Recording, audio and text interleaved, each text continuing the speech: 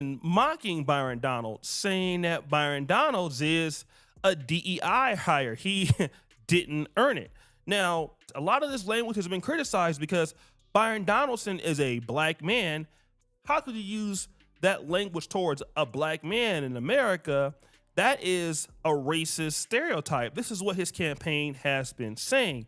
And see, this is where we're getting once it comes to this whole idea of tethering, this whole idea of racism and white supremacy. Because remember, Byron Donaldson is not a Democrat. He's a Republican. And you know what they say about black Republicans typically, right? Well, you see, James Fishbeck has a way to try to get some support here in Florida. And he's going to try to do it by getting the black vote. So Byron Donaldson is black, right? So how is a white guy going to get the black vote when you have a black man that is there? Well, the way that we can find that out is to hear what Byron Donaldson's opinion is on African Americans or black Americans getting reparations. Many people in the United States today are actually descendants of slave owners. Forget descendants of slaves. Let's hold that to the side. Descendants of slave owners. You've had massive immigration into the United States over the last 150 years. So now you're going to say that people who immigrated to the United States, who are not descendants of slave owners, were not descendants of that trade, now they're going to be responsible for paying that out going forward. My mother's Jamaican. My father's Panamanian. You have a lot of black people in this country who are not descendants of the American slave trade. So I already know off top, there's a lot of black people in America who aren't going to be able to get that kind of benefit. So Byron Donaldson says the other blacks are not going to benefit. Why should the other blacks pay taxes on reparations? And okay, so they go back and they talk more about it. Or get reparations. Well, most people who are for reparations, they feel like it should go to what they call foundational black Americans anyway. And I agree with that point. But I'm just saying, I'm just laying out, these are the reasons for why I'm no. So so now you do support reparations for what Leonard just deemed as, quote, foundational black Americans? No, I don't. Damn. He says right there that he doesn't agree with reparations. Now, again, this is interesting because he already lets you know that, number one, he's half Jamaican and half Panamanian. He doesn't feel like other groups owe black Americans anything. But then he talks about that you shouldn't get reparations. But listen at his point on the black family. You see, during Jim Crow, the black family was together. That's right. During Jim Crow, more black people were not just conservative, because black people always have been conservative minded, but more black people voted conservatively.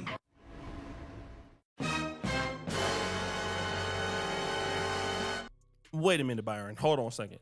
You don't want reparations, but you're talking about the black family, in which you have no position to talk about, simply because, number one, you don't want to be us, but you want to pretend to be us, which is what Tariq Nasheed would call tethering, right? You're tethering to our lineage when you're half Jamaican and half Panamanian, and you're talking about the black family. But as you see, there's a problem. U.S. Representative Byron Donald says that during Jim Crow, black people were together. Black families specifically was together. The ironic part about it is, after Jim Crow, after integration, he himself is married to a white woman. So I just want to know, what was his point? And Joy Reid wanted to know his point too, the sister interviewing. Shout out to that sister Joy Reid, because she says that she think interracial marriage affects the black household. And he tried to say, no, that's the great thing of being away from Jim Crow, because it doesn't. And not realizing that when black people knew we had black people, we stayed together. Integration made us forget, because here's what they won't tell you. As a black child, you're taught that black is ugly, black man is ugly, black woman is ugly. So what will you glorify? The nations that you integrated to. When we were segregated, we glorified each other. So number two, you're in an interracial relationship, bro. Like, you're speaking on the black community, you're acting as if you are the black community, so you're benefiting from the black struggle, but you don't want blacks to pay reparations, and then you're with a non-black lady. This is crazy. But this is evil genius of James Fishback. See, James Fishback doesn't really have a chance in hell to win this race because Byron Donalds is already a congressman and James Fishback is only 31 years old. But what he wants to prove is that Byron Donaldson can't use that racist trope against him. Listen, man, you can try to say that I'm racist and what I'm saying is racist, but it's not.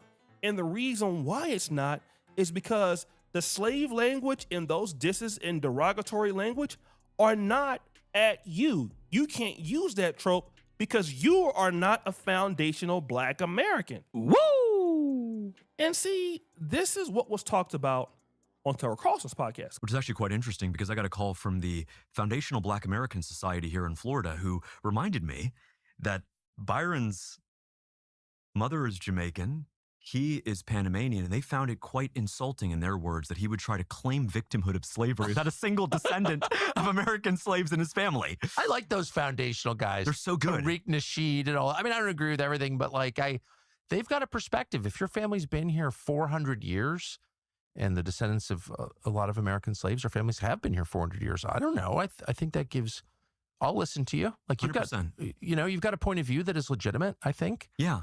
And they're unequivocally heritage Americans.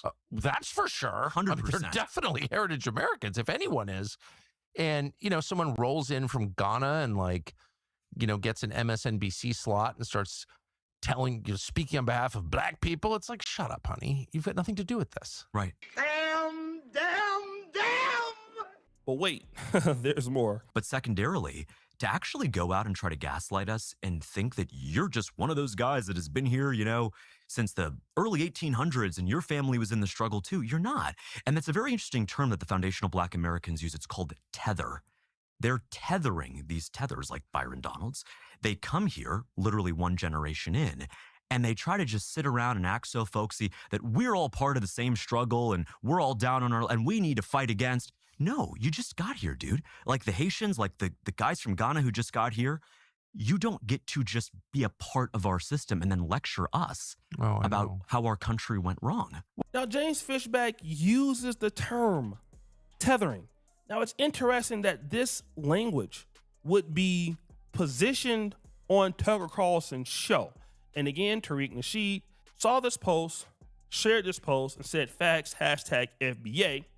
And of course, I'm in complete 100% agreement with what he's saying, but not everybody thought that way. That little clip should tell you everything that you need to know about so-called Foundational Black Americans, or FBA, which is, in fact, the ideology. It's a movement, despite what those people say. The fact of the matter is, here you have a white supremacist, Tucker Carlson, a man who believes in replacement theory, this idea that white people are being replaced in this country. Here you have a man such as that co-signing FBA. That makes it clear that FBA is not some radical liberation movement or anything like that. It's not a movement that's going to empower or liberate black people. All it does is divide people. All it does is serve the interests of the far right. And as I listen to this man, Tucker Carlson, co-sign FBA, it makes me wonder if FBA is not bought off and paid for. Now, shout out to my brother, The New Possibilities. I've been following him for almost a decade. Me and him had our little back and forths. I love this brother. He's on a different wavelength than me as far as his political